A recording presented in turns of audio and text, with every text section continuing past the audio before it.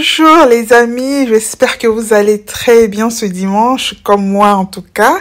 C'est un plaisir de vous retrouver encore une fois pour cette nouvelle vidéo dont vous avez dû lire le titre. C'est donc Sandra à partir de Genève. J'avais annoncé il y a 2 semaines en publiant ma dernière vidéo sur le génocide au Congo que la vidéo d'aujourd'hui traiterait d'un sujet très intéressant sur l'entrepreneuriat, mais seulement vu le développement de l'actualité sur la géopolitique mondiale, j'ai décidé de faire une vidéo dessus, car non seulement c'est une actualité qui nous concerne tous sur la planète Terre, mais aussi il y a un lien à faire avec le Congo. Ainsi, comme je l'expliquais dans ma dernière vidéo, les différents événements mondiaux sont à lire dans le cadre de la chute de l'hégémonie américaine par rapport à la Russie. C'est dans ce contexte que s'inscrit la décision récente du Niger de virer la base militaire des États-Unis de ce pays-là récemment. Le Niger, allié de la Russie, dont le président a carrément refusé de recevoir une récente délégation américaine qu'il a qualifiée d'arrogante, dans la mesure où elle voulait lui donner des injonctions sur des partenariats à ne pas conclure avec la Russie.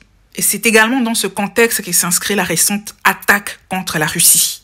Perpétrée selon la communauté occidentale par le soi-disant groupe État islamique, alors même que l'enquête officielle du gouvernement russe, selon le président même de ce pays, pointe vers l'Ukraine. L'Ukraine qui avait commencé par blâmer la Russie, comme dans le cas de la destruction du Nord Stream, avant de rejoindre ces théories de l'État islamique. C'est donc à juste titre que Maria Zakharova demande aux États-Unis comment, moins d'1 heure après la commission de l'attentat, ils peuvent savoir qui l'a commis et qui ne l'a pas commis, alors que 60 ans après, ce pays est incapable de dire clairement au monde qui avait abattu son président John Fitzgerald Kennedy. Elle demande donc aux États-Unis si c'est l'État islamique qui a battu le président Kennedy. Enfin, Maria Zakharova revient sur cet incident qui avait défrayé la chronique sur la destruction des gazoducs Nord Stream reliant l'Allemagne à la Russie, destruction que l'Ukraine avait tenté d'attribuer à la Russie, alors qu'aujourd'hui, des sources concordantes au sein même de la communauté occidentale attribuent cette destruction à l'Ukraine. À travers ces 2 événements concernant le Niger et la Russie, beaucoup de gens très souvent obsédés par la France-Afrique semblent découvrir jusqu'où peuvent aller les États-Unis quand il s'agit de leurs intérêts. Et pourtant, ça fait plus de 60 ans que le Congo de Lumumba subit l'impérialisme américain qui est le plus dur des impérialismes. Et d'ailleurs, la France-Afrique est devenue, depuis une 30aine d'années, le bras armé de l'impérialisme américain, soit de l'Amérique-Afrique. Voilà.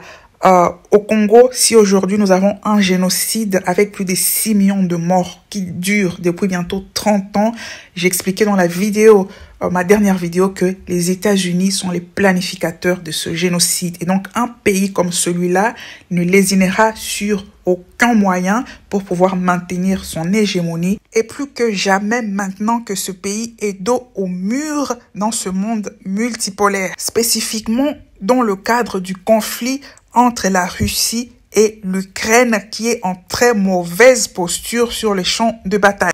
Et donc, dans ces circonstances, ce n'est pas du tout un hasard si c'est seulement maintenant que l'Ukraine, un pays qui n'a jamais eu d'ambassade en République démocratique du Congo, vient d'annoncer qu'il va ouvrir une ambassade dans ce pays-là en collaboration avec le gouvernement de la RDC, ces 2 gouvernements, ukrainiens et congolais, étant tous soumis aux Occidentaux, les buts étant de vouloir contrer la Russie dans cette sous-région de l'Afrique centrale. Car en effet, la toute première base militaire russe en Afrique sera installée en République centrafricaine, juste au nord de la République démocratique du Congo.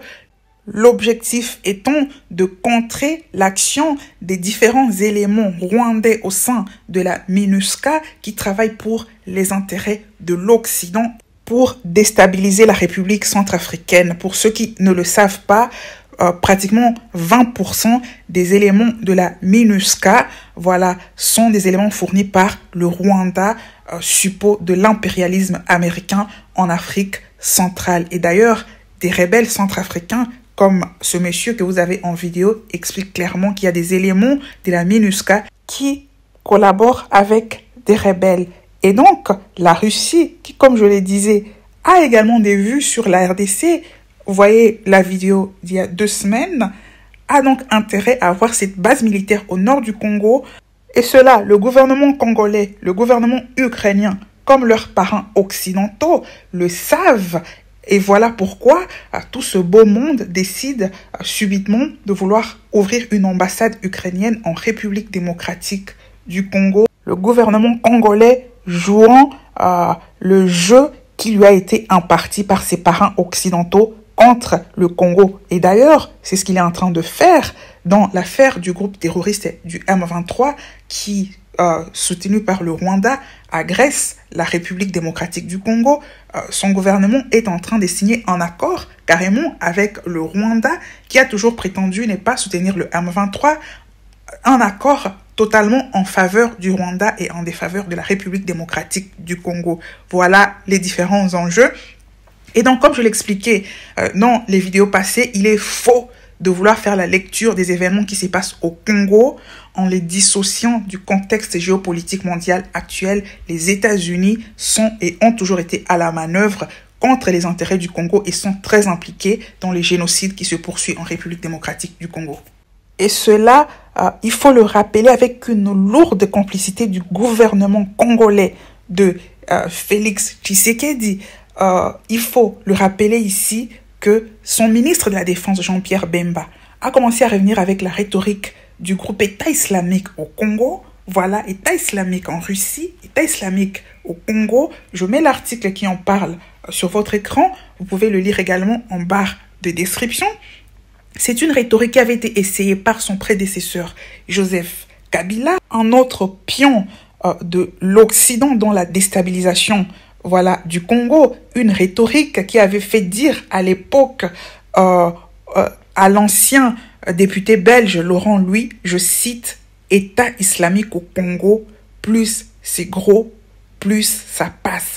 Fin de citation. Et d'ailleurs, ces députés belges avaient été malmenés par l'élite occidentale car ils dénonçaient sérieusement les crimes de cette élite dans différentes parties du monde. Voilà. Et donc, pour les cas du Congo, dans le temps, déjà, je l'avais souligné, cette rhétorique de l'État islamique a pour but de couvrir les vrais, génocidaires, même modus operandi qu'en Russie, couvrir les vrais auteurs des différents crimes actuels et futurs afin de continuer à tuer sous couvert d'un soi-disant État islamique. Et le fait que l'Ukraine aille créer une ambassade au Congo ne présage rien de bon. À bon entendeur, salut. Et cela m'est fait dire encore, comme je le disais, que le pire président que les Congolais avaient à laisser diriger leur pays, c'était Félix Tshisekedi, par le fait que c'est Joseph Kabila qui l'avait nommé. C'était prévisible, il ne fallait pas laisser ce monsieur prendre le pouvoir au Congo, car il a été choisi justement parce qu'il était le pire.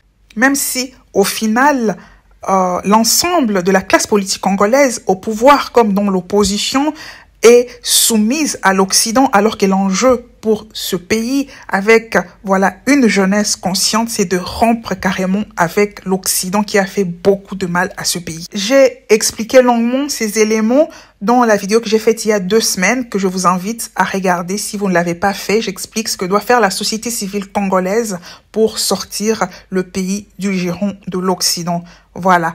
Et donc, pour revenir à la géopolitique internationale, spécifiquement quant à l'évolution des différents événements, il faut noter que, comme je l'expliquais dans la vidéo faite justement il y a 2 semaines, l'ère de la domination occidentale, de l'hégémonie de l'Occident sur le monde est révolue. Et ça, c'est le plus important diplomate de l'Union européenne, Josep Borrell, qui le dit dans le document que vous avez devant vos yeux, que vous trouvez sur les sites de l'Union européenne.